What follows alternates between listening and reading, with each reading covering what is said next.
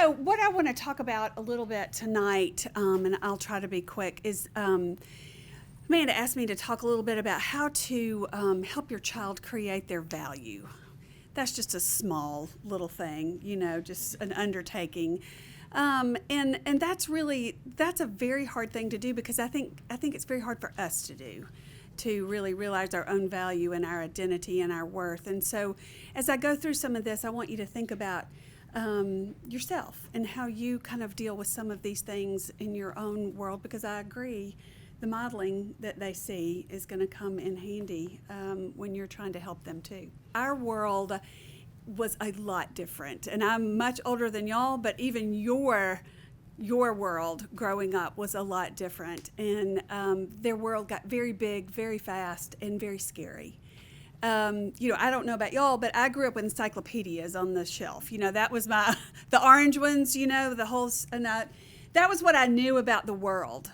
And that is not what they know about the world. They know a lot about the world. I had my 2 5-year-old great niece and nephew with me this weekend, and I was asking them about school. They just started kindergarten, and they were telling me all about what their, how their classes, they're in 2 different schools and from 2 different, nieces. And they said, oh, and we had our first fire drill, and they were telling me all about the fire drill and where they went and all that kind of thing.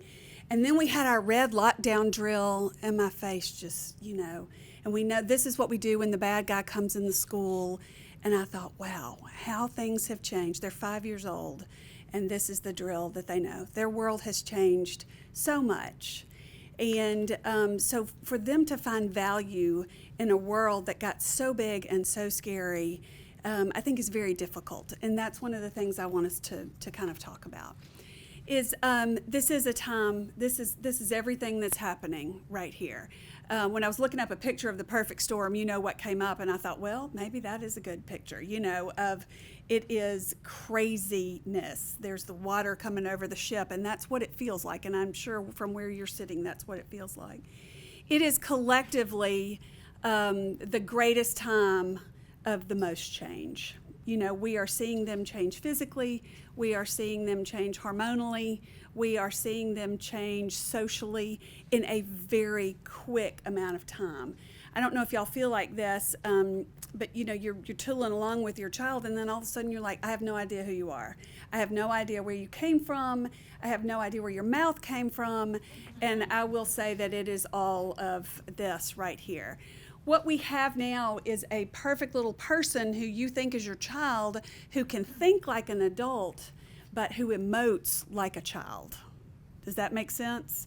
Their brain has changed so much that they actually have the thinking abilities of an adult, and yet they have the emotion of a child. Now, that is a terrible thought, isn't it? And that's what you're dealing with.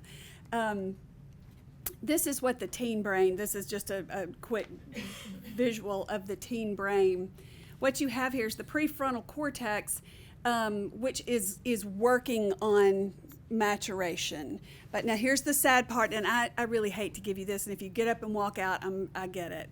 Their prefrontal cortex, which is involved with logic and reasoning, does not complete maturation until about 25. And so when you ask your child, why did you do that? And they go, I don't know. They don't. They do not have that part of their brain yet. And so we are asking them to think like an adult because they're acting like adults. So we're asking them to think like adults, but they're not able to do that for a long time. Those of you that have college kids are like, oh yeah, 25 maybe. We're moving into a lot more after that.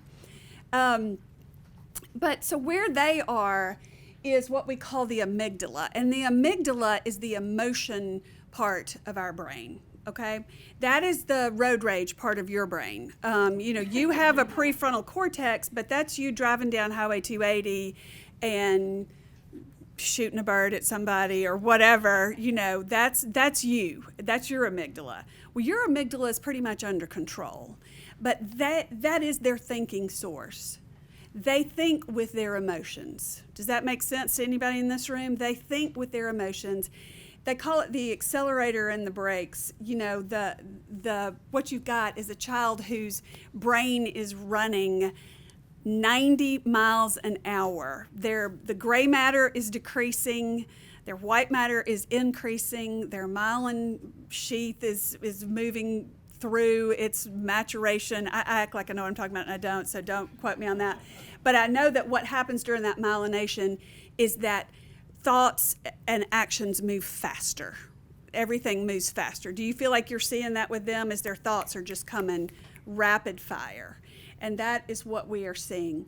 They also have an increased hormone of what we call oxytocin. Oxytocin is called the bonding hormone for a reason. They are actually, that is the reward system for them of being with their peers. So when I ask kids in my office, tell me when you feel the best, kids that I'm dealing with anxiety and depression, and I say, tell me when you feel the best. And what is that? They say, when I'm with my friends. And it's the truth. And it's because of this very chemical thing, this hormone called oxytocin. So when you say, just like what Dale was saying, when you say, well, I'm sorry, you're not going, you have just deep sixed them. They're like, well, that's it. I'm out. I'm not doing this anymore. I'm never coming back. I'm leaving. I'm never coming back. Because that's what it feels like to them, because that's where they get their reward. Whatever our reward system is, that is theirs, being with their friends. This is the person that means the most to them right now. This is the person that they listen to the most. And I want you to ask yourself for just a minute, what does your inner dialogue say on a daily basis? What does your inner dialogue sound like? I know what mine sounds like, and I would be embarrassed if it actually ever came out. You know, I have clients, and this is really a lot of place where we start, is how they talk to themselves. You know, forget how other people at school talk to them. How do they talk to themselves? And I believe this is where we really start with kind of this this value-based of who am I? You know, is what do I think about myself? And this is what I try to get people to understand, is that's not who you are. That's not who you are. That's a perception of who you are. That inner dialogue comes from something completely different. I have clients who, I have a really great client that I've seen for years, and she came in one day and she said, we've been talking about the inner dialogue a lot, because she has an inner dialogue that says, you know, she's walking in to make a presentation and the voice in her head goes, you know you're stupid, right? I mean, you know nobody's going to believe anything you say. I mean, she has really critical, judgmental self-talk, and it really is very debilitating for her, and we've been working on it.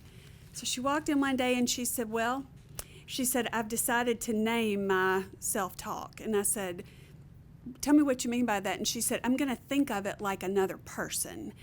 And I said, well, I think that's fantastic. Tell me what you named it. She said, well, I named it Whitney. And I said, well, why'd you name it Whitney? And she said, because that was the girl when I was in high school who was so mean to me. And so I have named my inner voice Whitney. And now she is able to separate, it's not me, it's Whitney. Now, we may be moving into a little schizophrenic kind of movement there. But I'm going to be okay with that right now while she makes the separation, you know, in her talk, because she knows now that that is not who she truly is. You know, that's Whitney. And so when we talk about that in my office, I'm like, well, so what does Whitney say about that? Oh, Whitney had a field day last night, you know. And then she's able to say, I say, well, tell me what you would say, not what Whitney would say. What would you say? What do you think? And that seems to help a little bit. That's one of the things I think we have to work with them on. What do you think? Not always what you feel, because that's all they do is feel. We don't have to worry about what they feel. Everything you see at home is what they feel. But what we need to help them learn is, what do I think? Not what Whitney thinks. What do I think? And that's part of the value system, too, that we're creating with them.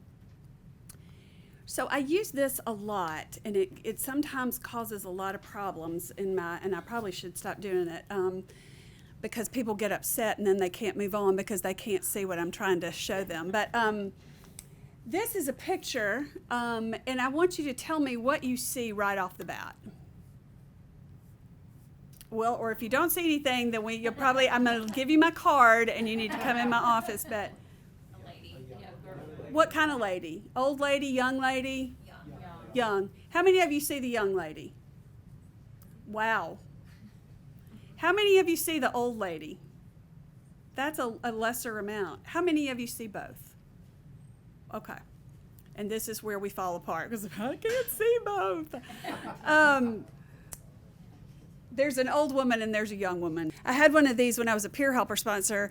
I had one that somebody had given me, one of the youth sponsors had given me, that was Jesus, and then all the kids got upset because they couldn't see Jesus, and so we had to stop doing that one. But so what we have here is and, not or, right?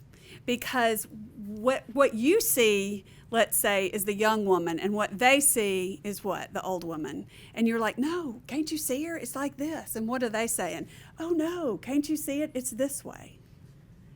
Do you see that with y'all when you're talking to your kids? Is that their perception of what is going on becomes their reality.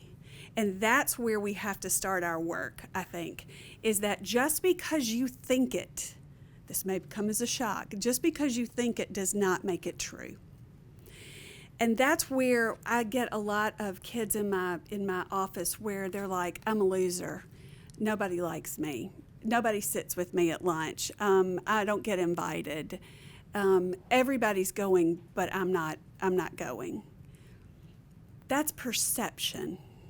That is not reality. So when somebody says, really nobody at school likes me, and it's hard when they're in pain for me to go, okay, let's talk about that for a minute. There's not one person that speaks to you in the whole school. Now, sometimes that's true. There's not, and those are the people that break your heart. But the perception of how they see themselves in this respect, they only see one thing. And the perception that they see is really their reflection in other people, the reflection of who they are in respect to someone else. Does that make sense to y'all? They don't really see their own value. They only see themselves as, but I'm not that. But I'm not that. And that's the hard part where we really have to start to say, no, you may not be that, but the truth is you're this. And that's hard.